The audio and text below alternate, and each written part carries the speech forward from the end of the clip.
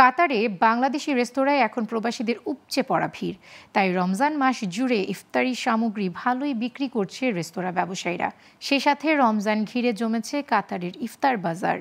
ইফতার কিনতে বাংলাদেশি অধ্যুষিত দোহা নাজমা এলাকায় 2 বাংলাদেশি রেস্টুরেন্টে ভিড় জমান প্রবাসী বাংলাদেশিরা। কাতার থেকে শাহরিয়ার শামীমের তথ্যচিত্রের ডেস্ক রিপোর্ট। বাংলাদেশি রেস্তোরাঁগুলোতে যেমন রয়েছে ঐতিহ্যবাহী পরিবেশ, তেমনই পাওয়া যায় ছোলা, পেঁয়াজু, জিলাপি, বেগুনি, পাকোড়া, ডিম চপ, আলুর চপ, হালিম সহ দেশীয় নানা পদের ইফতার। বিদেশের মাটিতে দেশীয় আমেজের ইফতার করার সুযোগ পেয়ে খুশি প্রবাসী বাংলাদেশিরা।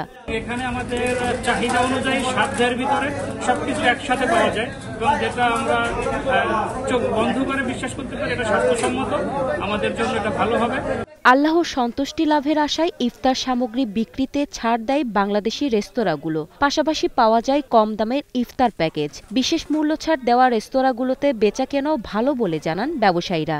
হইচই রেস্টুরেন্ট প্রবাসীদের জন্য বাংলাদেশি বাহারি ইফতার সামগ্রী নিয়ে প্রবাসীদের সেবায় সবসময় পাশে আছে।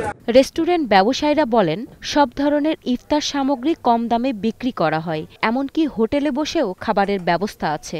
আমাদের এখানে প্যাকেজ চালু আছে, আমরা কাস্টমার থেকে ভালো সাড়া পাচ্ছি, বড় সাড়া পাচ্ছে, এখন আমাদের সেলও ভালো হচ্ছে, ইনশাআল্লাহ আপনারা সময় দোয়া করবেন। এদিকে রমজান মাস উপলক্ষে ইফতার ও সেহরিতে ব্যবহৃত 1000-এর বেশি ভোগ্যপণ্যের দাম কমিয়েছে কাতার সরকার, যা রমজান মাসের শেষ দিন পর্যন্ত চালু থাকবে। Global television news desk.